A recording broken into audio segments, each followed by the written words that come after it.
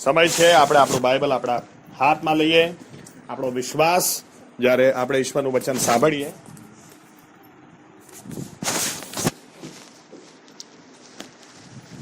Okay, Hindi भाषी हमारे बीच में है तो हम हिंदी में सुनेंगे.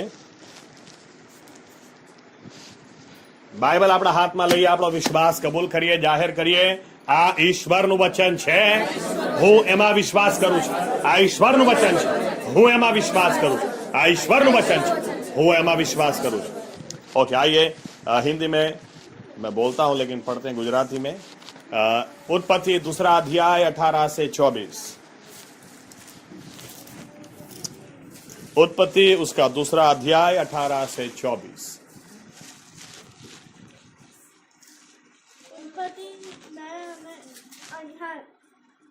અને યહોવા દેવે કહ્યું કે માણસ એકલો રહે તે સારું નથી, હું તેને યોગ્ય એવી રીતે સહાયકારી સૂચવીશ. અને યહોવા દેવે ખેતરના હરેક જાનવરને તથા આકાશના હરેક પક્ષીને ભૂમિમાંથી ઉત્પન્ન કર્યા. અને માણસ તેનું નામ શું પાડશે તે જોવાને તેઓએ તેની પાસે લાવ્યું. અને તે માણસે હરેક જાનવરને જે નામ આપ્યું તે તેનું નામ પડ્યું. અને તે માણસે સર્વ ગ્રામ્ય પક્ષીઓના તથા આકાશ પક્ષીઓના તથા સર્વ વન પક્ષીઓના નામ પાડ્યા. પણ આદમે યોગ્ય એવી સહાયકારી મળી નહીં. અને યહોવા દેવે આદમને ભર ઊંઘમાં નાખ્યો અને ઊંઘી ગયો. ત્યાર પછી તેને તેની પાસળીઓમાંની એક પાસળી લઈને ઠેકાણે માસ કર્યું. અને યહોવા દેવે જે પાસળી માણસમાંથી લીધી હતી તેની એક સ્ત્રી બનાવી માણસની પાસે તે લાવ્યું. અને તે માણસે કહ્યું, આ મારા હાડકામાંનું હાડકું ને મારા માંસમાંનું માંસ છે. તે નારી કહેવાશે, કારણ કે તે નરમાંથી લીધેલું છે. એ સારું, માણસ પોતાના મા બાપને છોડીને પોતાની પત્નીને વળગી રહેશે અને તેઓ તે એક દેહ થશે. અને તે માણસ તથા તેની પત્ની બંને નાગા હતા, પણ તેઓ લાજતા ન હતા. प्रार्थना करिए, आइए दुआ करें. हमारे जीवित परमेश्वर प्रभु यीशु मसीहा, हम धन्यवाद देते हैं क्योंकि प्रभु यीशु मसीह आज का दिन आपने हमको दिया, ये समय और ये मौका दिया जब हम साथ में मिलकर आपकी स्तुति आराधना कर सकें, आपको मान सम्मान दे सकें, आपके सन्मुख अर्पणों को ला सकें, और ये समय जब हम आपकी आवाज आपके वचनों के द्वारा सुन सकें. हम विनती करते हैं प्रभु यीशु, पवित्र आत्मा को आप हम सभी पर उंडेल दें ताकि वचन की सच्चाई में वो हमें लेकर जाएं, ताकि ये वचन हमें मुक्त करें, ये वचन हमें स्वतंत्र करें, और इस वचनों के द्वारा हमें जो उजियाला मिले, जब उस उजियाले में हम चलें तो प्रभु यीशु मसीहा आपके नाम की महिमा हो जाए. और प्रभु यीशु हमें भी जो उजियाला मिले उसमें हम चलते हुए नए निर्णयों के साथ बदलते चले जाएं, और हमारे बदले हुए जीवनों से भी नई नई गवाहियां खड़ी हो, और आदर मान और महिमा सिर्फ आप ही को मिले. आप बोलें, क्योंकि हम आपकी आवाज सुनने के लिए आए हैं. ये प्रार्थना हम प्रभु यीशु मसीहा के नाम से करते हैं, साथ में कहेंगे आमीन. धन्यवाद प्रभु यीशु. बैठ सकते हैं.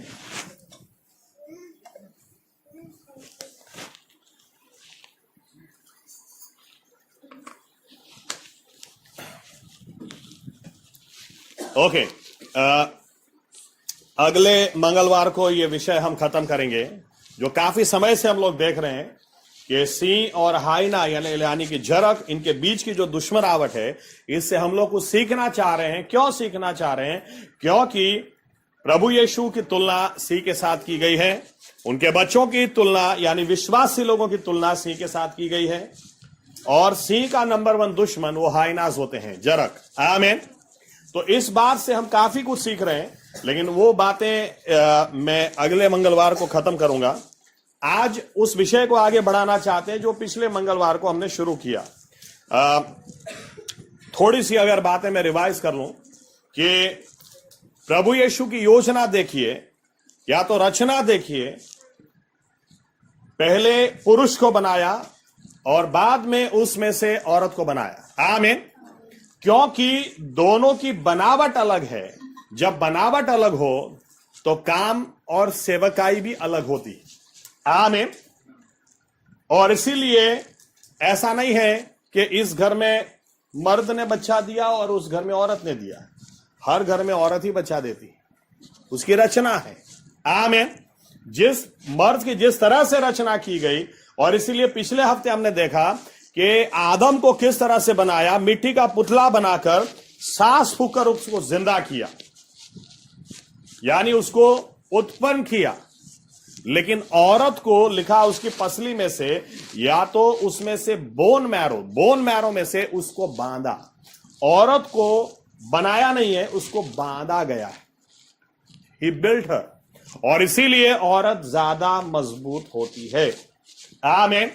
वो रोना उसको जल्दी आ जाता है, वो बात अलग है, लेकिन वो बहुत मजबूत होती है। आपने कभी ऐसा नहीं सुना होगा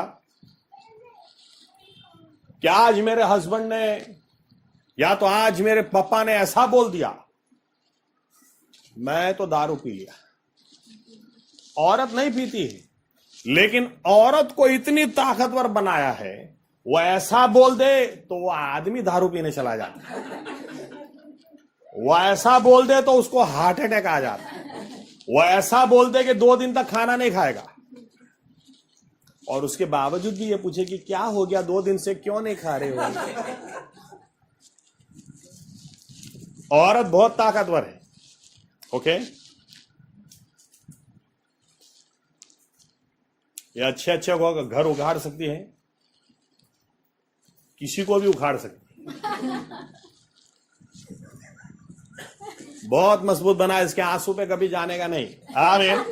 हाँ, अगर आप पुराने जमाने में भी वडीलों की कहावत सुनोगे तो उसमें बार बार ये बात लिखी गई, औरत के आंसू पे कभी नहीं जाने का। वो बात खत्म करने के लिए रो सकती है, उसके बाद वो आपको रुला सकती है। ऐसा नहीं समझना कभी भी कि औरत कमजोर है। क्यों? क्योंकि बाइबल बताती है, और सही में कमजोर नहीं है। आमीन। आपको पता है, एक और उदाहरण आपको दे दो। साइंस ऐसा बोलती है, जब बच्चा पैदा होता है, बच्चा पैदा होने से पहले जिसको लेबर पेन बोलते हैं, ओके, लेबर पेन कितना होता है? ऐसा बोलते हैं हमारे बदन में 206 हड्डियां हैं। 206 हड्डियों को आप तोड़ दो, हर हड्डी को आप तोड़ दो, कितना दर्द होगा? बराबर उतनी ही पीड़ा लेबर पेन में होती है। ये मर्द की ताकत के बाहर है। आमीन। फिर भी औरत इसको कई बार 3 दिन, 4 दिन, 5 दिन, कई बार 1 हफ्ते तक सहन कर लेती। औरत को बहुत मजबूत बनाया है, क्योंकि उसको बांधा है। आमीन। इसीलिए हार्ट अटैक ज्यादा पुरुषों को आते हैं, औरत को नहीं आते। बाईपास सर्जरी ज्यादा औरतों की करानी पड़ती है, पुरुषों की नहीं। औरत 80 साल 90 साल जी लेती है, और वो 60 साल में निकल जाता है। औरत को ज्यादा मजबूत बनाया है। आमीन। ये बात सच है। लेकिन और एक बात हमने देखी, औरत की एक खास बात, उसको जब परमेश्वर ने बांधा तो ऐसा लिखा है बाइबल में, उसको या तो हिब्रू में लिखा है, मैं गुजराती में नहीं समझ पाते इस बात को, लेकिन उसको आत्मा परखने का दान भी दिया है। इसलिए कुछ स्पेशल दिया है। देखो, याद रखना, परमेश्वर ने खुद क्या बोला कि आदम के लिए एक योग्य सहायकारी में बनाओ। यानी आदम अकेला नहीं कर सकता, वो क्या नहीं कर सकता, उसको मदद करने के लिए एक औरत को बनाओ। यानी औरत को कुछ खास देना जरूरी था, तभी तो आदम की बुलाहट वो संपूर्ण हो सकती। आमीन। और इसीलिए मैंने ये भी आपसे कहा पिछले हफ्ते कि ये घर है और ये इसकी बाढ़ है। ये घर, ये पुरुष है, और बाढ़ औरत है। और इसीलिए जितनी बार देखो, औरत ज्यादा दुखी है। क्यों? औरत वो फाइनल डेस्टिनेशन नहीं है, फाइनल डेस्टिनेशन मर्द है। जाना मर्द तक है, लेकिन रास्ता औरत से है, बाढ़ से ही है। घर तक आपको जितना जाने का रास्ता वो बाढ़ से ही है। इसलिए पहला हमला औरत पे ही होता है। इसीलिए डायरेक्ट आदम के पास शैतान नहीं गया, शैतान हवा के पास गया। पहुंचना था उसको आदम तक, लेकिन आदम तक जाने का रास्ता औरत से था। आमीन। इस चीज को दूसरी तरह से भी बोल सकता हूं मैं। जैसे मैंने कहा, यह शैतान अच्छी तरह से जानता था कि बाढ़ औरत है, इसीलिए वो पहले वहां पर गया, वहां से घर तक जाने का रास्ता था। आमीन। इसलिए काश बहनें ये समझ न पाए कि परमेश्वर ने हमको औरत बनाया है तो किसी के पैरों की जूती नहीं बनाया है, बहुत स्पेशल बनाया है। आमीन। ऐसी स्पेशल बातें डाली हैं जो दूसरे किसी में नहीं है। आमीन। तकलीफ इस बात की है कि बहनें या तो औरतें ये बातों को समझ नहीं पाती हैं, इसकी वजह से इधर का उधर ना उधर का इधर हो जाता है। सबसे पहली बात, मर्दों पर जाते हैं उसके पहले औरतों को इतना जल्दी नहीं छोड़ना है। सबसे पहली ही बात क्या लिखी है, अगर बहनें ये दिमाग में रखें, हमें बनाया ही क्यों? क्या मुंह से निकला था? सहायकारी बनाओ। आमीन। यानी औरत को बनाया ही क्यों है? ओके, बरसों से ये कहावत हम सुनते हैं, बड़ीलों ने कही, हर सक्सेसफुल मर्द के पीछे औरत का हाथ होता है। उल्टा भी सही है, हर निष्फल पुरुष के पीछे भी औरत का ही हाथ होता है। तो औरत का हाथ इतना क्यों जरूरी है? क्योंकि परमेश्वर की रचना यही है। आमीन। आदम के लिए एक योग्य औरत को मैं बनाऊं। तो सबसे पहली बात, औरतों के दिमाग में अगर यह बात बैठ जाए कि मुझे परमेश्वर ने सहाय करने के लिए बनाया है, आमीन, नसें खींचने के लिए नहीं। आमीन। नसों दबावा नहीं, छन छेड़वा नहीं, सहाय करवा। आमीन। પેલો આદમ શાંતિથી કામ કરે છે, લાય થોડોક છેડી આવું, એના માટે નહીં ભાઈ, उसकी सहाय करने के लिए। आमीन। क्योंकि परमेश्वर ने यह देखा ये अकेला नहीं कर पाएगा, इसीलिए इसको मैं योग्य सहायकारी देता हूं, सहायक देता हूं। आमीन। तो हर औरत ये समझ ले कि मेरे कांटेक्ट में जितने भी लोग हैं, या तो जितने भी मर्द हैं, फिर वो मेरा हस्बैंड हो, या तो मेरे बच्चे हो, या तो मेरा भाई हो, या तो मेरे पापा हो, या तो मेरे दादा, कोई भी, उनको सहाय करने के लिए परमेश्वर ने मुझे चुना है। आमीन। आमीन। हो क्या रहा है? हमला बाढ़ पे होगा, या ये देखो इस तरह का है, औरत का रोल किस तरह का है। आपने पिक्चर में डायलॉग सुने होंगे, उधर तक जाने से पहले तुझे मेरी लाश के ऊपर से गुजरना पड़ेगा। लेकिन एक्चुअली ये रोल औरत का है, घर तक जाने से पहले बाढ़ के ऊपर से जाना पड़ेगा। आमीन। लेकिन हो क्या रहा है, कोई आए कि नहीं आए, ये बाड़ी मैं तुझे छोड़ूंगी नहीं। अरे, सहाय करने के लिए बनाया है। आमीन। आमीन। दूसरा कारण, अभी मर्दों पे आते हैं, क्योंकि सब गलती मर्दों की है। देखो औरत की कोई गलती नहीं, अभी उसके ऊपर मैं आता हूं। हाँ, दूसरा कारण पिछली बार पढ़ा, फिर से एक बार पढ़ते हैं। दूसरा तिमोथी दूसरा अध्याय 12 और 13। दूसरा तिमोथी दूसरा अध्याय 12 और 13।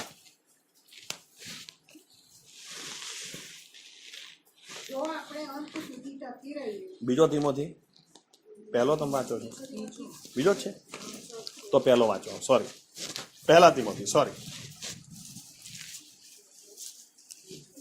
12 ને 13 કરો। ઉપદેશ કરવાની, પુરુષ પર અધિકાર ચલાવવાની, હું સ્ત્રીને રજા આપતો નથી, પણ તેણે છાની રહેવું, કેમ કે આદમ પહેલા ઉત્પન્ન થયો, પછી હવા, અને આદમ છેતરાયો નહીં, પણ સ્ત્રી છેતરાઈને પાપમાં પડી। ओके, देखो दूसरा कारण क्या दिया है, औरत को क्यों मर्द की अधीनता में रहने का। एक कारण यह है कि औरत आसानी से उसको ठगा जा सकता है। बाइबल बताती है, औरत को, बहनों को क्या लगता है पता है, तुम 100 रुपए में ये सब्जी लेके आते हो, मैं यही सब्जी 60 रुपए में लेके आती हूं। अरे इससे तुम होशियार नहीं हो जाती। क्यों वो हवा के पास गया? क्योंकि उसको पता था, मैंने पिछली बार आपको उदाहरण दिया, सही बताता हूं,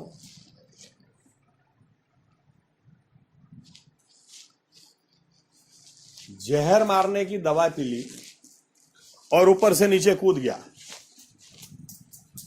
तो मुझे हाँ बोल, नहीं तो मैं जहर मारने की दवा पी के कूद जाऊंगा।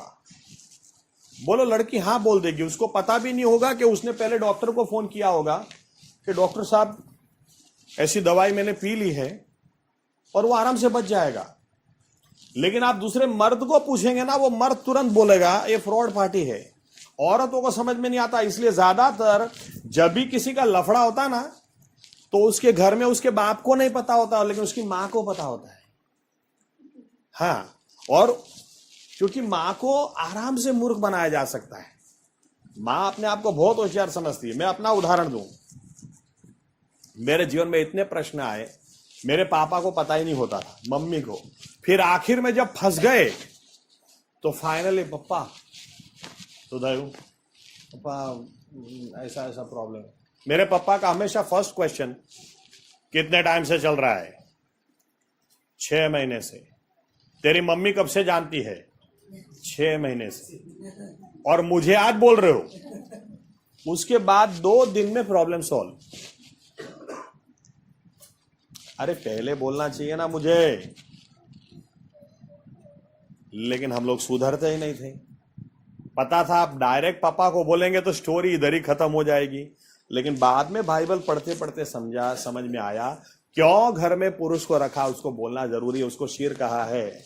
आमेन, आमेन। उसको बोलना जरूरी है, उसको बताना जरूरी है। आमेन। औरत को इसलिए अधीनता में रखा गया क्योंकि उसको मूर्ख आसानी से, आप 2 मीठी बात कर लेंगे ना, 2 मीठी बात। देखो मां का स्वभाव कैसा है, मम्मी 70% आए, अरे मेरा लाल, मेरा बेटा 70%। और बाप का कैसा है? पढ़ते तो तुझे कभी देखा नहीं मैंने। अगर बिना पढ़े 70% तू ला सकता है, तो ज्यादा पढ़ा होता तो 90 नहीं आते। और फिर बच्चों को क्या लगता है, मम्मी ने तो हग भी दिया, पप्पी भी दी, कम से कम 200-500 रुपए तो दो। अरे कुछ नहीं मिलेगा, चल निकल।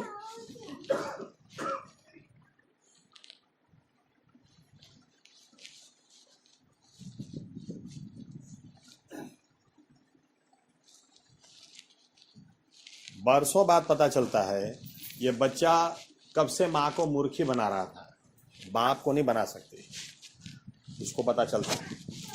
आमेन। मैं फेसबुक के ऊपर जब यूज करता था, आजकल तो मैं खोलता नहीं, लेकिन एक अच्छा पोस्टर मैंने देखा था, याद रह गया मुझे। एक बच्चा मम्मी को क्या पूछता है, पापा को क्या पूछता है।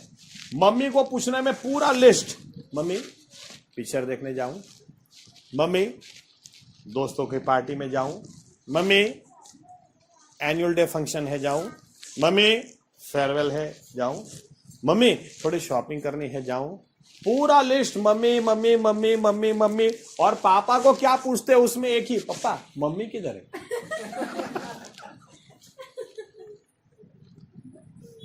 इसलिए कई घरों में क्या चलता है, मम्मी को बोलो मम्मी पापा से बात करेगी, डायरेक्ट नहीं कर सकते क्योंकि वो मानेगी नहीं। क्या लिखा है, औरत के जीवन में एक मर्द होना ही चाहिए जिसकी अधीनता में वो हो, क्योंकि औरत को मूर्ख बनाना बहुत आसान है। आमीन, आमीन। तीसरा कारण या तो तीसरी बात,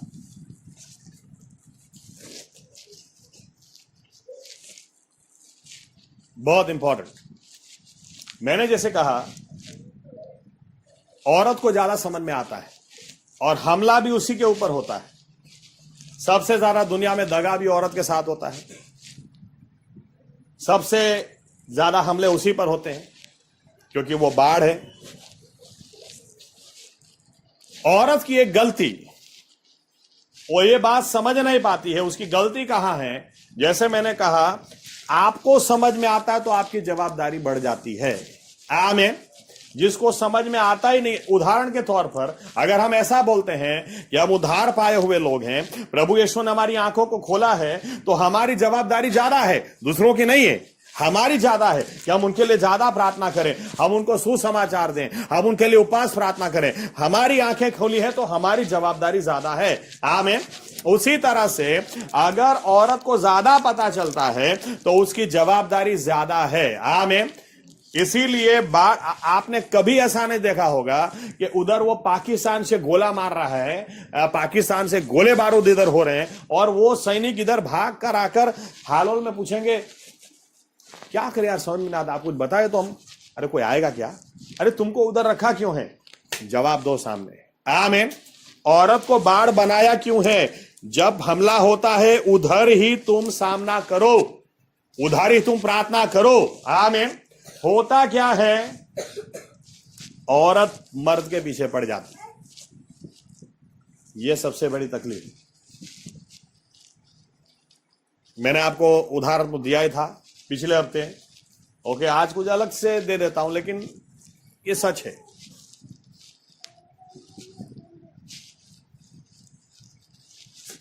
बेचारा ऑफिस से थक के आकर बैठा है, आते ही जोक है, पूरा दिन मर्द ऑफिस में जितना बोलता है उससे ज्यादा घर जाने के बाद सिर्फ आधे घंटे में वाइफ का सुनता है। क्यों? क्यों? पूरा दिन राह देख रही होती है, कब बात करूं, कब बात करूं, कब बात करूं, और ये आके बोलता है अरे मेरा दिमाग खराब हो गया, थोड़ी तो शांति रख। अरे पूरा दिन दूसरों के साथ बात करते हो, उनके साथ प्रॉब्लम नहीं होता है, मेरे साथ ही आपको प्रॉब्लम। अरे भाई थोड़ी शांति रख, मुझे ऐसा प्रॉब्लम नहीं, लेकिन मैं थक गया हूं, मैं भी काम से आया हूं, मैं कंटाल गया हूं। नहीं, अभी पहले जैसा प्यार नहीं रहा। अरे नहीं भाई, ऐसी बात है ही नहीं।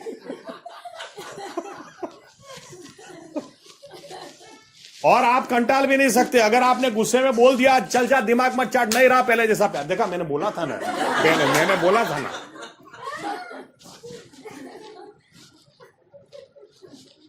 करे तो क्या करे।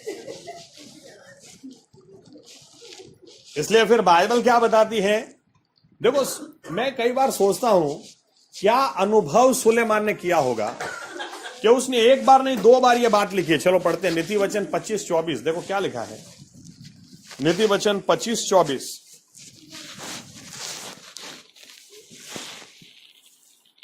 સજ્જાખોર સ્ત્રીની સાથે વિશાળ મકાનમાં રહેવું તે કરતા અગાસીના ખૂણામાં રહેવું સારું છે। हाय हाय, दोबारा लिखा है 21 और 9, 21 ने 9, नीति वचन।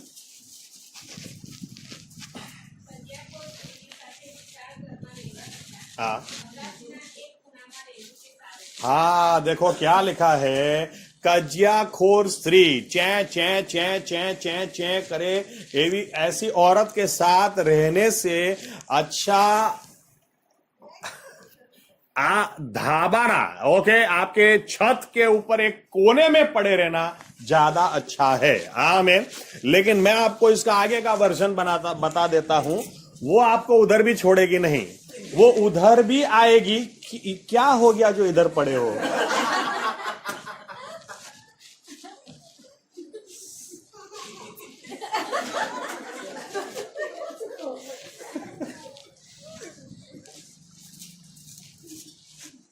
नहीं, हंसी आती है लेकिन बहुत सीरियस बात है। सही में मैं बताता हूं, अगर इन्हीं बातों को लेकर औरत अगर प्रार्थना में जुड़ जाए ना, क्या काम नहीं हो सकता। नामुमकिन कितना भी आपको क्यों ना लगे। आप एस्तर के बारे में कभी सोचना अच्छी तरह से कि एक राजा ने फरमान जारी कर दिया और ऐसा लिखा, देखो आसान सी बात नहीं थी। बाइबल हेरोद राजा के बारे में ऐसा बताती है कि हेरोद राजा के पास जब हेरोदियास ने मांगा कि मुझे यूहन्ना बपतिस्मा का सिर काट के दे दो, बाइबल बताती है हेरोद नहीं करना चाह रहा था, हेरोद की इच्छा नहीं थी, वो यूहन्ना बपतिस्मा को मारना ही नहीं चाह रहा था। लेकिन इतने सारे मेहमान थे और मेहमानों के बीच में एक बार मुंह से बोल दिया तो अब मुकर नहीं सकते। और यहां पर तो ये राजा नहीं था, सम्राट था, अहश्वेरोश सम्राट था। उसने मोहर मार दी, उसका वचन कैसे ठुकराया जा सकता है? फिर भी एस्तर बोलती है मुझे विश्वास है मैं 3 दिन उपवास करूंगी, मैं 3 दिन प्रार्थना करूंगी, उसके पास में उसके पास जाऊंगी, परमेश्वर अनुग्रह देगा। आमीन आमीन। अगर औरत चाहे इतिहास रच सकती है, लेकिन वो प्रार्थना करे। आमीन आमीन।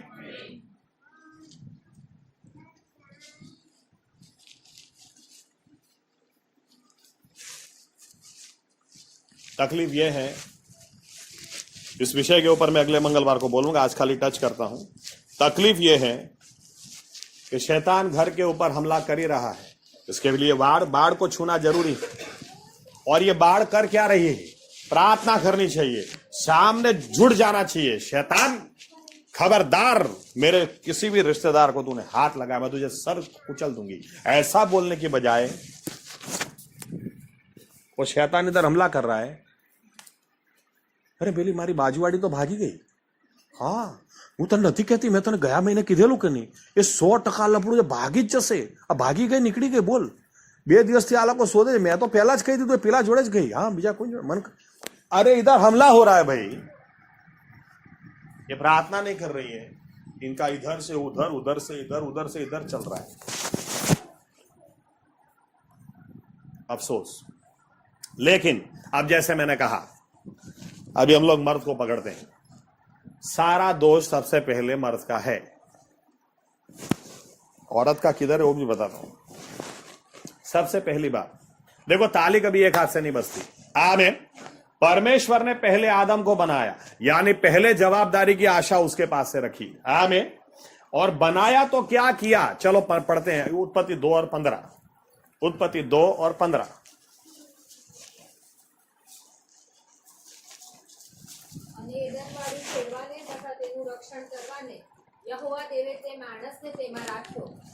ओके, क्या लिखा? अभी औरत को नहीं बनाया है, मर्द को बनाया। तो मर्द को क्यों बनाया, कारण भी दिया है। एदन बाड़ी की वो रखवाली करे। आमीन। इन शॉर्ट काम करे, यानी सबसे पहली बात, पुरुष वो काम करने वाला होना चाहिए। आमीन। घर उसके पैसों से चलना चाहिए, उसकी मेहनत से चलना चाहिए। परमेश्वर ने बनाया ही क्यों? अफसोस की बात है कि आज कई सारे लोग खुद दारू पी के, लेकिन इनको टीचर दिख जाती है, नर्स दिख जाती है। इसको पटा लो, कुछ भी करो, इसको पटा लो, फिर अपने घर में झाड़ू पोछा करेंगे। वाइफ भी बोलती है मैं तो घर पे आती हूं, मेरे को लाके चाय देते हैं। इनको शर्म भी नहीं आती है। हस्बैंड चाय बना के पिलाता है, हस्बैंड खाना खिलाता है, बच्चों को स्कूल पे लेने छोड़ने हस्बैंड जाता है, घर में आराम से वो पड़ा। जो औरत सास बहू की सीरियल देखती है, वो सास बहू की सीरियल वो मर्द देखता है घर में, और वो नौकरी पे जाती है। अरे हर मर्द पहले वो काम करने वाला होना चाहिए। आमीन। क्योंकि बाइबल कहती है परमेश्वर ने उसको शेर बनाया है। आदम को सबसे पहले बनाया और सबसे पहले हवा नहीं दी। आमीन। नहीं तो इसकी हवा ही निकल जाती। सबसे पहले हवा नहीं दी, सबसे पहले पावड़ा दिया। आमीन। सबसे पहले काम करो। कई बार लोग मुझे बोलते हैं पास्टर साहब प्यार हो गया, क्या करें? तो मैं बोलता हूं प्यार करने की तुम्हारी औकात ही नहीं है। तुमको प्यार हो कैसे गया?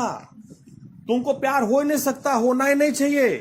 क्योंकि जब पावड़ा लेकर खुदाई करने की तुम्हारी जवाबदारी, उधर प्यार किधर से करते हो? फिर तुमको पापा को बोलना पड़ेगा, पापा 10 रुपया दो ना। क्यों? मेरे को चॉकलेट दे है ना, तो उसको चॉकलेट देना है। अरे तुम्हारा खुद के पास पैसा नहीं है, दूसरे से पापा से पैसा लेकर दे। और लड़कियों को भी समझ में नहीं आता है, नवरो धूत छे भूत छे, इसके साथ जिंदगी नहीं जा सकती है। ये पूरा दिन आगे पीछे घूमता रहता, I love you, I love you, I love you, I love you. रोज दे पापा, रोज देना, पापा चॉकलेट देनी, पापा ये देना। वो खाली हग डे और किस डे खुद की देता होगा, बाकी सब दूसरों की। हाँ, और लड़कियों को शर्म भी नहीं आती है, इनको दिमाग ही नहीं है। मैंने इसलिए कहा इनके जीवन में इसलिए एक आधीन व्यक्ति होना चाहिए। पुरुष होना चाहिए तो बाप होना चाहिए, तो भाई होना चाहिए, पास्टर होना, कोई भी होना चाहिए पुरुष। आमीन। इनको लगता है कितना प्यार करता है। अरे प्यार नहीं, मूर्ख बना रहा है भाई। इसको काम धंधा ही नहीं है। एक बार एक लड़की मेरे साथ रात को पता नहीं 12 बजे फोन पे, दगा हो गया मेरे साथ, दगा हो गया। मैंने कहा क्या हो गया? बोलती है बहुत बुरा हो गया। मैंने बोला बोलो तो क्या हो गया? बोले पास अभी 1.5 साल बाद, अभी हम सलाह देते ना तो इनको अच्छा नहीं लगता है, चोट खाने के बाद इनको याद आता है। 1.5 साल के बाद शायद फोन किया था, बोले आपने बोला था वो लड़का मुझे छोड़ देगा, पास्टर साहब सही में छोड़ दिया, उसकी शादी है, मुझे वेडिंग कार्ड भेजा है। मैंने तो 1.5 साल पहले ही बोल दिया था फ्रॉड है। किस बात से बोल दिया था आपको मैं बताता हूं। ये बात बात में मुझे बोलती है पास्टर साहब मेरे को लड़के से बहुत प्यार है। इनका अच्छा कब से जानती हो? कितने टाइम से? सब मैंने पूछना शुरू किया। धीरे धीरे वो लड़की क्या बोलती है, पास्टर साहब हम लोग जब भी बाहर होटल में खाना खाने के जाते हैं, मैं तो उसको बिल देना ही नहीं देती, मैं बिल देती हूं। उसको मोबाइल भी मैंने, इतना महंगा मोबाइल मैंने उसको लेके दिया है। मैंने बोला भाई लड़की लड़के के लिए कभी करती नहीं है, ये कहां से लड़का उठा के ले आई? लड़का लड़की के लिए करता है। आमेन आमेन। आ लड़कीओना છોકરીઓને બુદ્ધિ આવે એટલે આ થોડું બોલવું પડે। પુરુષે કરવાનું છે। आमेन। तो जो आदम पावड़ा लेके काम करेगा, फिर आगे क्या लिखा है, परमेश्वर जानवर लेके आया उसके पास, चल सबके नाम रख, सबके नाम रखे, फिर परमेश्वर ने हवा को बनाया। आमेन। ऐसा व्यक्ति जो काम करता है, जो मेहनत करता है, वही शादी करने के लायक है, दूसरों को नहीं करनी है। आमेन। दूसरों को मैं गारंटी के साथ बोलता हूं, देखो अगर आपको शादी करनी है तो मैं स्टैम्प पेपर लेके आओ, आपको लिख के देता हूं, साइन करके देता हूं, 2 महीने में वो भाग जाएगी, डिवोर्स हो ही जाएगा आपका, क्योंकि आप बाड़ी खेड़ ही नहीं रहे हो। पुरुष को बनाया ही इसलिए है, दिन रात पुरुष को मेहनत करनी है। आमेन। मैं यूं नहीं कह रहा हूं कि औरत को नहीं करनी है। आप बाइबल अच्छी तरह से पढ़ेंगे तो मूसा तो बाद में अपने ससुर के भेड़ों को चराता था, पहले उसकी लड़की चराती थी सिपोरा, तभी तो कुएं पर उनकी मुलाकात हुई। राहेल अपने पिता के भेड़ों को चराती थी। यहां तक कि कई लास्ट टाइम हमने लुदिया यानी लीडिया का एग्जाम्पल देखा तो वो भी लिखा है कापड़ नी व्यापारी हती, ओके वो भी मर्चेंट थी, व्यापार के काम से बाहर निकली थी और वहां पर पौलुस को मिली। तो ऐसा नहीं औरतों को काम नहीं करना है, लेकिन औरत काम करे उसके पैसों से मर्द खाए, ये चलेगा नहीं, ये बाइबल की योजना नहीं है। इसलिए मर्द को तैयार होना है। शीर मुझे बोला है, काम मुझे करना ही है। आमेन आमेन। बाइबल में तो डेंजर बात लिखी है। चलो एक आयत पढ़ाता हूं। चलो, जो कमाता ही नहीं है, घर चलाता ही नहीं है, 1 तिमोथी 5 और 8 देखो क्या लिखा है। જે માણસ પોતાની ને વિશેષ કરીને પોતાના કુટુંબની સંભાળ રાખતો નથી, તેણે વિશ્વાસનો ત્યાગ કર્યો છે એમ સમજવું, તે તો અવિશ્વાસી કરતા પણ ભૂંડો છે। ओके, देखो क्या लिखा है, जो आदमी अपना घर चलाता नहीं, अपना परिवार चलाता नहीं है, वो विश्वासी से भी गया गुजरा है, उसको बिलीवर भी नहीं गिनने का, ऐसा बाइबल बोलती है। आमेन। बिलीवर भी नहीं बोलने का, जो अपना घर नहीं चलाता है उसने विश्वास का त्याग कर दिया है।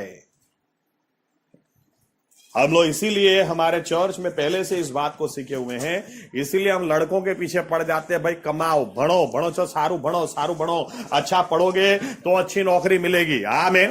अहमदाबाद में एक बार कुछ लड़कों ने ऐसा बोल दिया, जेपी साहब तो बस इसलिए हमारे पीछे पड़ जाते हैं, पढ़ो नौकरी करो, उनको हमारा दशांश खाना है ना, इसलिए जेपी साहब ने मुंह पे बोला, देखो तुम जब भी कमाना शुरू करोगे ना, एक बार भी अपना दशांश नहीं देना, तुम्हारा दशांश हमको चाहिए ही नहीं, लेकिन जब तुम्हारी शादीशुदा जीवन चलेगा ही नहीं, तब हमको याद करना, घर चलाने की जवाबदारी मर्द की है। आमीन। बहुत मेहनतू मर्द होना चाहिए।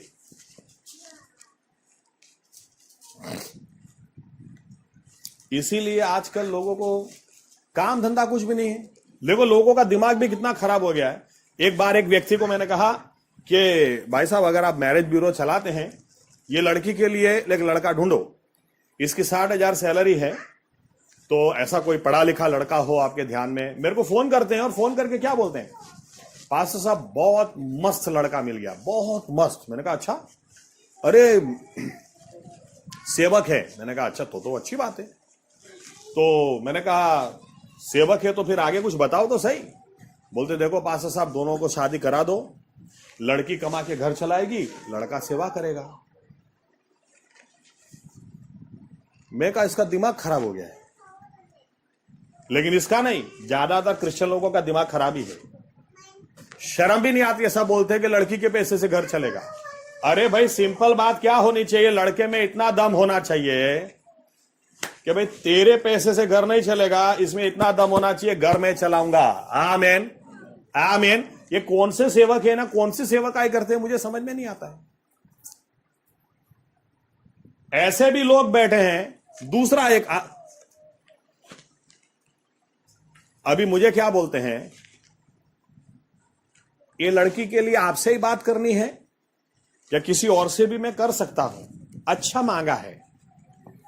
तो मैंने दिल में सोचा इसको પેલી શું મરવાની થાય ને ઘો જાય, પેલું શું કહે છે, मैं भूली गयो। हाँ, घो मरवाने थाय ते वाघरी वाड़ जाए। ओके, तो मैंने बोला ठीक है इसको मरना ही है, तो जेपी साहब का नंबर दिया मैंने इसको, और जेपी साहब को फोन करके बोलता है पास्टर साहब ये लड़की के बारे में गैब्रियल साहब ने बोला था। जेपी साहब ने बोला हाँ हाँ बोलो बोलो। तो पास्टर साहब बहुत अच्छा लड़का है। जेपी साहब ने बोला बहुत अच्छी बात है, कितना कमाता है? 8-10 हजार रुपया कमा लेता है। अरे क्या यार तुम किधर से ढूंढ के लाए? इस लड़की का 60,000 तनख्वाह है, इसकी इतनी कमाई है, इतनी पढ़ाई है, थोड़ा तो पढ़ा लिखा होना चाहिए। 8-10 हजार कमाता तो पढ़ा भी क्या होगा? वो क्या बोलता है फिर, अभी इसको और भी खानी है। तो जेपी साहब को क्या बोलता है, नहीं पास्टर साहब आप एक बात समझो, लड़का भले ही कम कमाता है लेकिन करोड़पति पार्टी है। बाप इतना कमाता है और मां इतना कमाती है। तो जेपी साहब ने बोला तो एक काम करो, बाप को ही पूछो उसको शादी करनी है, शादी लड़के की करानी है, तुम मुझे माँ बाप का पैसा दिखा रहे हो। अरे तुमको शर्म है कि नहीं? कहां से मैरिज ब्यूरो चलाते हो तुम? इतना तो दिमाग होना चाहिए कि लड़की लड़के को देखती है कि उसके माँ बाप को देख के जाती है? लेकिन आजकल ऐसा ही है, लड़के में कोई दम नहीं है, इसको शादी करनी है। मैं तो मुंह पे बोलता हूं, आपको शादी करने की कोई जरूरत ही नहीं है। आदम को किस लिए बनाया? पहले काम करो। आमीन। काम करते परमेश्वर देखेगा, फिर कहेगा ये आदमी अकेला रहे वो अच्छा नहीं है। आमीन। ये लड़की को भी पता होना चाहिए, અમે તો ત્રીજા ધોરણથી એકબીજાને બહુ જ પ્રેમ કરીએ, કપાળ થારું ત્રીજા ધોરણથી પ્રેમ કરો। ત્રીજા ધોરણમાં તને શું સમજણ હતી ભાઈ? હે, એના ભાઈ તો એકવાર દાંત પડીને પાછા આયા છે બીજા।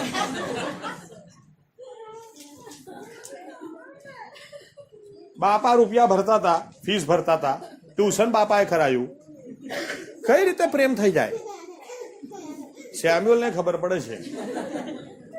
हाँ ये सच बात है, इसलिए लड़कियों को भी दिमाग ठिकाने होना चाहिए किसके साथ हम शादी करने जा रहे हैं। आमीन। ओके, और एक बात अभी, क्योंकि मैंने कहा मर से, अब देखो आदम में से फसली निकाली। आमीन। इसलिए मैंने क्या कहा पिछली बार, बाढ़ कितनी मजबूत होगी, कितनी अच्छी होगी, बाढ़ का पोषण घर में से जाता है। आमीन। उदाहरण के तौर पर अभी हम लोग घर में बैठे हैं, चलो एक नया कोड बनाते हैं, नई बाढ़ बनाते हैं, पैसा घर में से जाएगा ना, इधर से जाएगा। आमीन। यानी औरत कितनी रेडी होगी, आत्मिक तरीके से रेडी होगी, वो पुरुष के ऊपर डिपेंड करता है। और ज्यादातर पुरुष लोग क्या कर रहे हैं, औरत को कुचलने का काम है और कोई काम नहीं है। तुझे मैं बच्चा पैदा करने के लिए लाया था, बच्चा पैदा कर, उसको बड़ा कर, छानी मानी बहुत सारी करने के लिए चल। अरे वो बाढ़ है। आमीन। आदम में से उसको निकाला, यानी उसकी शांति आदम में से आनी चाहिए। उसका पैसा, उसका कपड़ा, उसकी हर आशीष आदम में से आनी चाहिए। आमीन। आदम की बहुत बड़ी जवाबदारी है। इसलिए बाइबल जब हस्बैंड वाइफ की बात करती है ना, तो भी क्या करती है, पहले पति अपनी पत्नी से प्यार करे, फिर लिखा है पति अपने पति को अधीन रहे। आमीन। यानी पहले हस्बैंड की जवाबदारी है। उधर भी हस्बैंड को प्यार करना नहीं है, खर्चा करना नहीं है, समय देना नहीं है, तू अधीन रहे, चिकाती रहे भाई। पहले मसीह ने किया, फिर वो अपेक्षा रखते हैं कलीसिया उनको अधीन रहे। आमीन।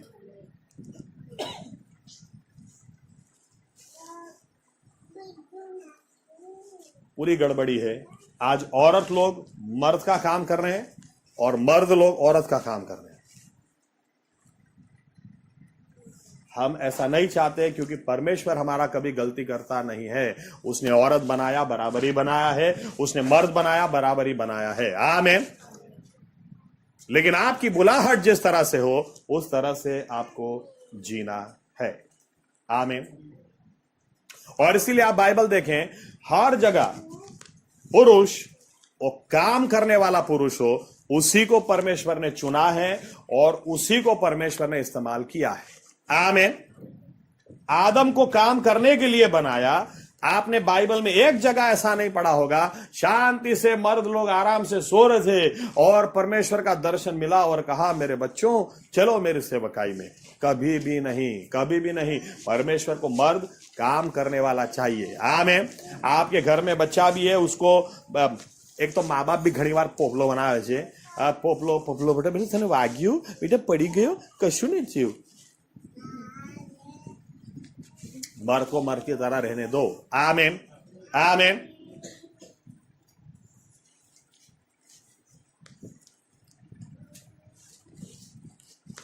मूसा, परमेश्वर ने दर्शन दिया, काम कर रहा था। आमीन। औरत का साथ भी कैसा होगा, मैं तो कई बार सोचता हूं।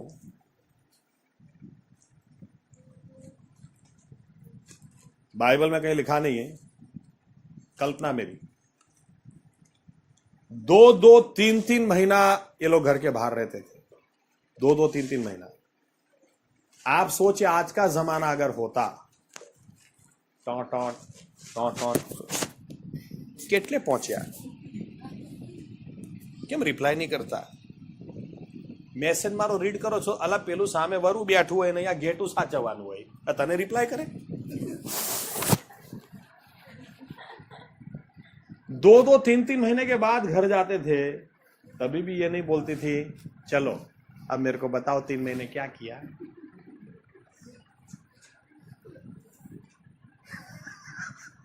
ऐसा बोलती तो मुझे लगता है वापस निकल जाते होंगे और 3 महीने बाद आता हूं। लेकिन मूसा को परमेश्वर ने चुना जरूर। लेकिन आप घर जाकर पढ़ना, बहुत सारे लोग प्रश्न पूछते हैं, जब मूसा अपने परिवार को लेकर कनान की ओर जा रहा था, मिस्र की ओर जा रहा था, ऐसा लिखा है रात को परमेश्वर की आत्मा उतरी मूसा को मार डालने के लिए। ऐसा लिखा है 3रा अध्याय, 4था अध्याय, सॉरी निर्गमन 4था अध्याय, घर जाके पढ़ लेना, आखिरी भाग। ऐसा लिखा है जिपोरा उठ गई, तुरंत ही उसने बच्चों का, मूसा का सुन्नत कर दिया। और लिखा है परमेश्वर की आत्मा जो मारने के लिए उतरी थी वो चली गई। मेरे कहने का अर्थ, औरत ज्यादा स्पिरिचुअली सेंसिटिव होती है। आमीन। परमेश्वर की आत्मा उतरी, मूसा जैसा सेवक भी सो रहा है, लेकिन औरत को पता चल गया, औरत को यह भी पता चल गया कि यह काम परमेश्वर का करने जा रहा है, लेकिन सुन्नत जो इसके और परमेश्वर के बीच के वाचा की, करार की निशानी है, वो तो ली नहीं है। इसलिए उसने तुरंत कर दिया, तुरंत परमेश्वर ने बख्श दिया। ये मूसा को भी पता नहीं चला, लेकिन उसकी औरत को पता चला। आमीन। मेरे कहने का मतलब यही है कि जिपोरा ने मूसा को उठा, ए तू कौन से एंगल से परमेश्वर का सेवक है? तेरे को सही में परमेश्वर ने दर्शन दिया था क्या? अरे तू, उसने नहीं मारा तो मैं मार दूंगी तुझे, क्या कर? ये करने की बजाय उसने जो उसको समझ आया तुरंत कर दिया। आमीन। कई बातें औरतों को ही पता चलती, आप उधर ही प्रार्थना करो। मैं मानता हूं अगर जिपोरा स्पिरिचुअली सेंसिटिव नहीं होती, मूसा की सेवकाई वहीं पे खत्म हो जाती, आगे कुछ भी नहीं होता। लेकिन वो मूसा काम करने वाला आदमी। आमीन। गिडियोन भी ऐसा लिखा है, दाग कुंड के अंदर गेहूं साफ कर रहा था, काम कर रहा था, और जो काम कर रहा था उसके पास परमेश्वर जाकर बोला, हे पराक्रमी शूरवीर, यहोवा तेरे साथ में है। आमीन। अब बाइबल अच्छी तरह से पढ़ ले। एलिया जब एलीशा को चुनता है तो एलीशा भी उस वक्त खेत के अंदर बैल को जोत रहा था, बड़द चरावतो तो खेतर खेड़तो तो। आमीन। काम कर रहा था। यहां तक कि नए नियम में प्रभु यीशु जब अपने चेलों को पहली बार चुनने के लिए गए तो समंदर के किनारे गए और पतरस, याकूब, योहान और आंद्रिया मछली पकड़ रहे थे, काम कर रहे थे। आमीन। मर्द की जवाबदारी है काम करना है। आमीन। बहुत काम करना है।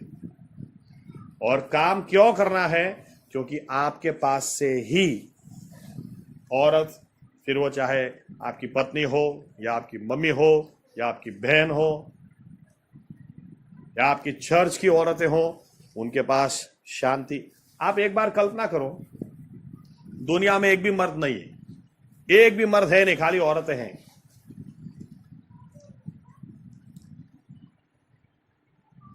गुलाब देने वाला कोई नहीं,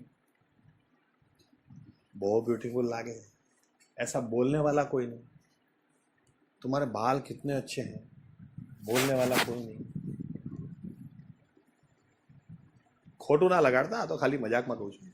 મને એવું લાગે દરેક સ્ત્રી વાઘરાની જેમ જીવે ભાઈ, જોનારો જ કોઈ ના હોય તો, અરે નયા ને ના નયા જાય, કોઈ જોતું જ નહીં।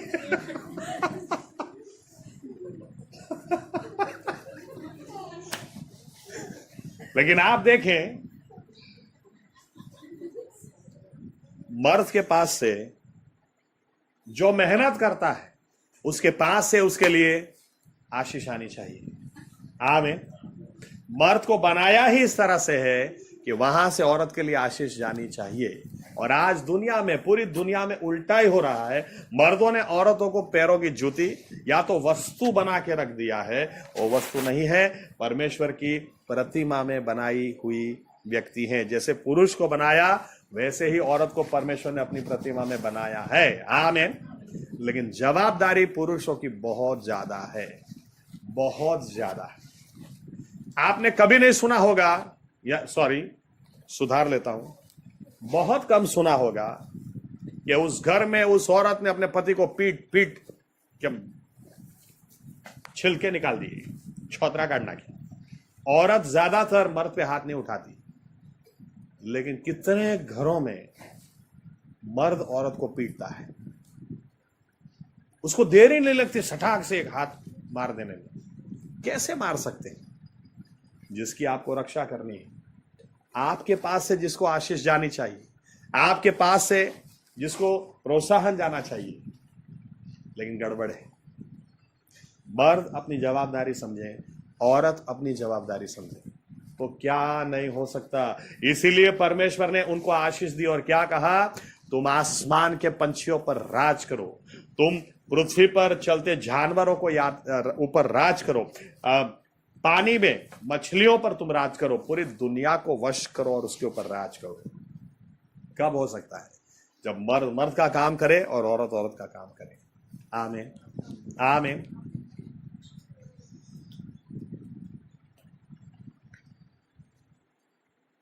बाइबल बहुत स्पष्ट है, शैतान वो हारा हुआ है। आमीन। देखो, उसको हराना भी नहीं है, शैतान को हराना भी नहीं है, वो हारा हुआ है, बाइबल कहती है। आमीन। खाली हमें उसे याद दिलाना है, तू हारा हुआ निकल भाई। आमीन। उसको हराना नहीं है, वो हारा हुआ ही है। हमारी तकलीफ यही है, घर और बाढ़ अगर एक दूसरे के खिलाफ ही लड़ाई करते रहें तो फिर दुश्मन की जरूरत ही कहां है, वो ऐसे ही जीत जाएगा। आमीन। लेकिन आइए हम एक निर्णय लें, मुझे जो करना है मैं करूंगा और कोई नहीं कर सकता। आपको जो करना है आप करें, वो और कोई नहीं कर सकता। आमीन। हर व्यक्ति अपनी अपनी जवाबदारी पूरा करें तो क्या कुछ नहीं हो सकता है। आमीन। जरक हाइनाज उसकी कोई औकात है ही नहीं कि सिंह का वो सामना कर सके, लेकिन सिंह कहीं ना कहीं कोई कमजोरी छोड़ देता है, इसकी वजह से हाइनाज वो काम कर जाते हैं। आमीन। हम अपने आप को तैयार करें, और इसलिए मैंने कहा आज फाइनल संदेश नहीं है, नेक्स्ट वीक हम लोग इस विषय को खत्म करना चाहते हैं और बहुत अच्छी बातें सीखना चाहते हैं। लेकिन इसके पहले मेरी यह इच्छा थी कि हम ये समझ जाएं, जो मर्द का काम है वो मर्द को करना है, जो औरत का काम है वो औरत को करना है। आमीन। एक करेंगे तो क्या कुछ नहीं होगा। आमीन। चलिए फटाफट 2 गवाही देकर मैं खत्म करता हूं। आयत नहीं निकालेंगे चलेगा। जकारिया एलिजाबेथ, ये एक गवाही बाहर से देता हूं, एक बाइबल से। जकारिया और एलिजाबेथ को योहान बपतिस्मा हुआ। योहान बपतिस्मा के बारे में यीशु मसीह ने खुद कहा, इससे बड़ा कोई सेवक हुआ ही नहीं, यानी सबसे बड़ा सेवक परमेश्वर ने उसको कह दिया। लेकिन यह हुआ किसे? जकारिया और एलिजाबेथ को। और इनको हुआ कब? बुढ़ापे में। ऐसा लिखा है दोनों न्यायी थे, दोनों न्यायी थे, लेकिन इनको बच्चा नहीं था। मैं ये सोचता हूं न्यायी थे का क्या मतलब है। ये पुराने जमाने में क्या होता था, आज भी कई जगह होता है। अरे आज भी होता है क्या? ये मीना बहन सामने ही बैठी है। ये मीना बहन को अभी 2 बच्चे हैं, एक भी बच्चा नहीं था। आगे के घर में सबसे पहले मुझे याद है उन्होंने आकर क्या कहा था, फादर मेरा घर टूटने से बचा लो। मेरे ससुर मेरे हस्बैंड को बोलती हैं, ये तुमको बच्चा नहीं दे सकती, ले आओ दूसरी। वो तो अच्छा है मेरे हस्बैंड मुझे नहीं छोड़ते हैं। आप सोचें, जकारिया एलिजाबेथ को बोलता होगा चलो ना आज वो पार्टी में जाने का है। किसकी पार्टी? अरे उनके घर में बच्चा हुआ है, नाम रखना है। पास्टर एज ए पास्टर बुलाते होंगे, पता नहीं एलिजाबेथ जाती भी होगी या ऐसा बोलती होगी, नहीं मुझे नहीं जाना है, मुझे दूसरों के हाथ में बच्चे देकर होता है कि हमारा ही बच्चा नहीं है और हम जाके दूसरे बच्चों का नाम रखें और उनको आशीष दें, मुझे बहुत रोना आता है। कुछ भी ऐसा होता होगा, लेकिन जब ऐसा लिखा है दोनों न्यायी थे, इसका मतलब आपस में ये दोनों का कोई झगड़ा नहीं होता। हो सकता है किसी दिन जकारिया निराश हो जाता होगा तो एलिजाबेथ उसको प्रोत्साहन देती होगी, किसी दिन एलिजाबेथ निराश हो जाती होगी तो जकारिया उसको प्रोत्साहन देता होगा, और दोनों साथ में मिलकर प्रार्थना करते होंगे। कोई आश्चर्य की बात नहीं है। ऐसा लिखा है लूक 1:13 में, जब गैब्रियल दूत आसमान से आया, आकर जकारिया को क्या बोलता है, तुम्हारी प्रार्थना परमेश्वर ने सुनी है और इस बुढ़ापे में तुम बाप बनोगे और जो बेटा होगा उसका नाम योहान रखोगे। हालेलुया। मेरा कहने का मतलब, कितने ही नामुमकिन, अब तो बूढ़े हो गए, अरे तो क्या, तो भी प्रार्थना करना नहीं छोड़ोगे तो क्या नहीं हो सकता। आमीन। ये फिर भी सेवकाई करता था। बाहर से एक उदाहरण दे देता, यानी मेरा कहने का मतलब, ये लेवी था, पुरुष को जो करना है करना ही है। इसने कभी ऐसा नहीं कहा कि परमेश्वर मुझे बच्चा ही तुमने नहीं दिया, मैं क्या तुम्हारी सेवकाई करूं। नहीं, मुझे जो करना है, मेरी जो जवाबदारी है, मुझे करना ही है। आमीन। और एलिजाबेथ की जवाबदारी थी वो भी प्रार्थना करे, तो उसने की। इसलिए दूत कहता है तुम दोनों न्याय, इसलिए वचन कहता है दोनों न्यायी थे। आमीन। ओरल रॉबर्ट्स, लास्ट वीक ये गवाही नहीं दी थी ना मैंने, नहीं बोला, ओके। ओरल रॉबर्ट्स, अगर पिछली सदी में 10 महान सेवकों की लिस्ट बनाई जाए तो उसमें से एक नाम होगा ओरल रॉबर्ट्स। लेकिन ओरल रॉबर्ट्स की गवाही, उनके मां बाप दोनों पास्टर थे, पास्टर और उनकी वाइफ।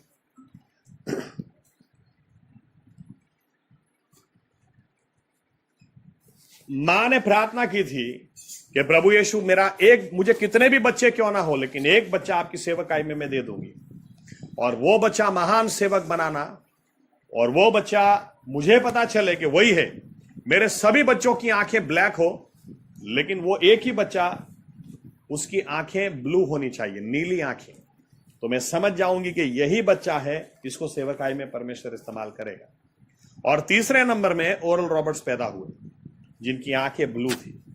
टोटल 6 या 7 भाई बहन थे, लेकिन ये तीसरे नंबर पे। तो इनकी मां बचपन से इनको बोलती थी, बेटा तू परमेश्वर का दास बनेगा।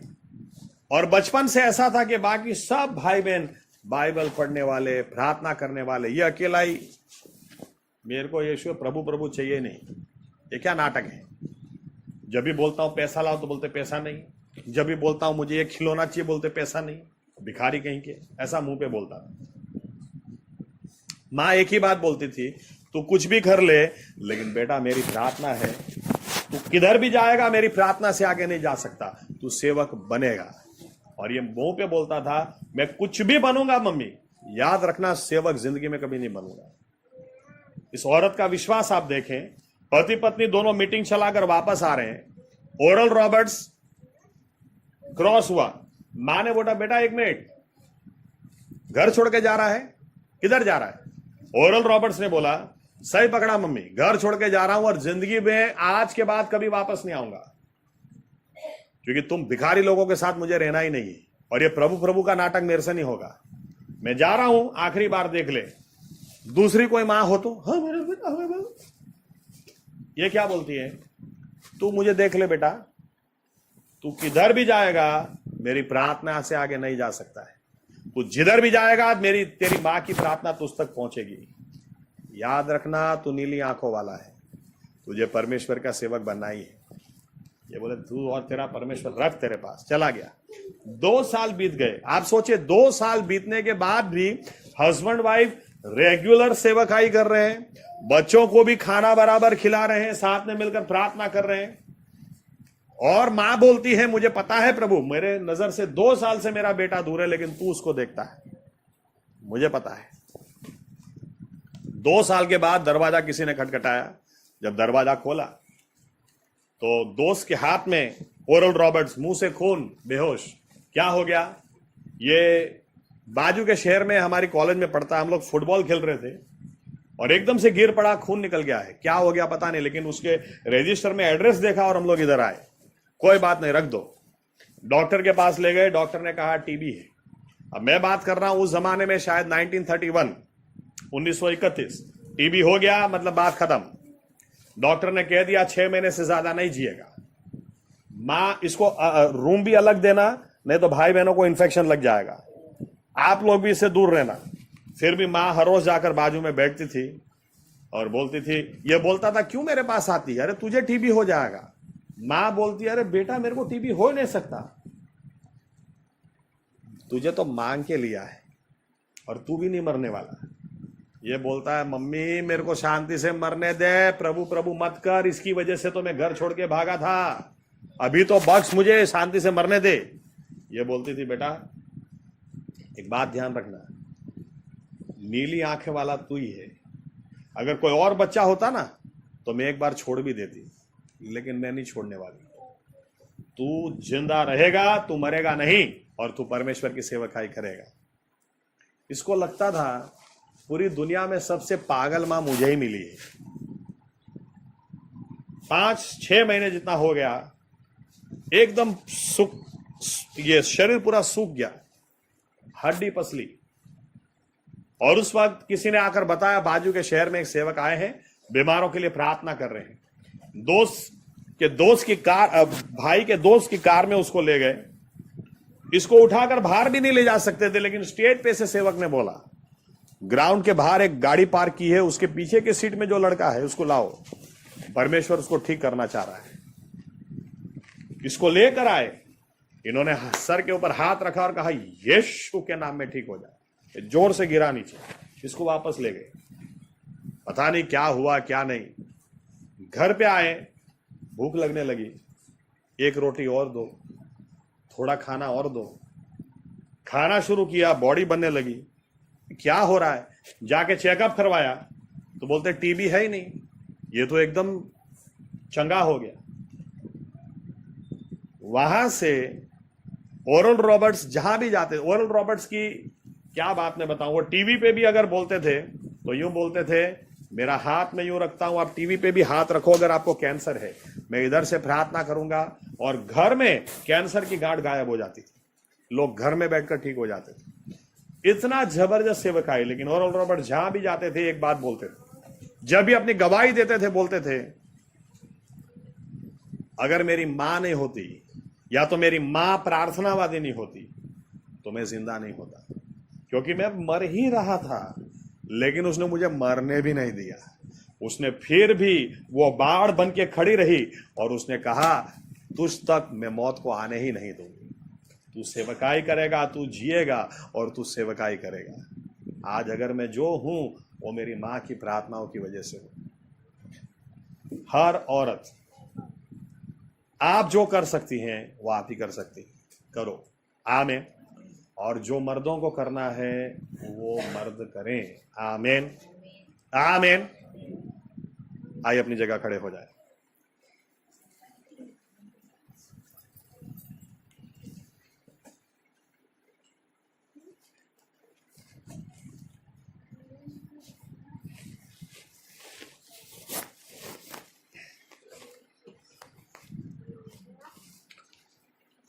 सभी व्यक्ति अपने अपने बारे में सोचे थोड़ा, उसके बाद हम प्रार्थना करते हैं।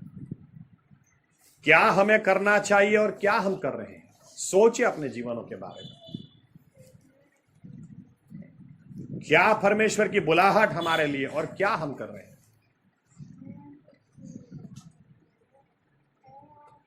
प्रभु यीशु मसीहा, अगर घर घर का काम करें और बाढ़ बाढ़ का काम करें तो कोई चोर अंदर घुस ही नहीं सकता है, कोई लुटारे अंदर आ ही नहीं सकते हैं, वो वहीं से बाहर से ही भाग जाएंगे। लेकिन प्रभु यीशु, इस बात में सच्चाई है, शैतान ने हमें अलग अलग हिस्सों में परेशान किया है, बहुत सारी आशीष वो चुरा कर ले गया है, ये सच है प्रभु यीशु। लेकिन आज हम इस बात को भी आपके वचन के उजियाले में इस बात को भी कबूल करते हैं, ये ऐसे ही नहीं हुआ है, वो शक्तिशाली है इसलिए नहीं हुआ है, लेकिन हमें जो करना चाहिए वो हमने नहीं किया, इसकी वजह से वो फायदा उठा गया है। इसलिए हम पश्चाताप करते हैं प्रभु यीशु, आपके आगे हमारे सिरों को झुकाकर आपसे माफी मांगते हैं। हमें जो करना चाहिए, मुझे जो करना चाहिए मैंने किया नहीं, हमें जो करना चाहिए हमने किया नहीं। लेकिन आज के बाद प्रभु यीशु, हम अपनी जवाबदारी अच्छी तरह से अदा करेंगे। जहां हमें प्रार्थना करनी है प्रार्थना करेंगे, जहां कदम उठाने कदम उठाएंगे, जहां हमें नम्र होना नम्र होंगे, जहां हमें प्रभु यीशु शैतान का सामना करना वहां हम सामना करेंगे, जहां उपवास करना है उपवास करेंगे।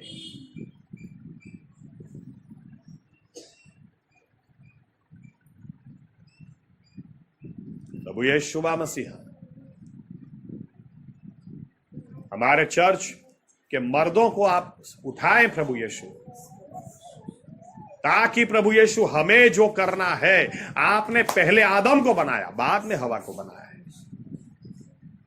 हवा से क्या अपेक्षा हम रखें, उसकी जरूरियात हमें पूरी करनी है, उसको हमें संभालना है, उसको हमें रक्षण देना है। वो पैरों की जूती नहीं है, उसको हमें रक्षण देना है, हमें संभालना है, हमें उठाए रखना है, हमें उत्तेजन देना है, हमें प्रोत्साहन देना है, हमें मेहनत करनी है।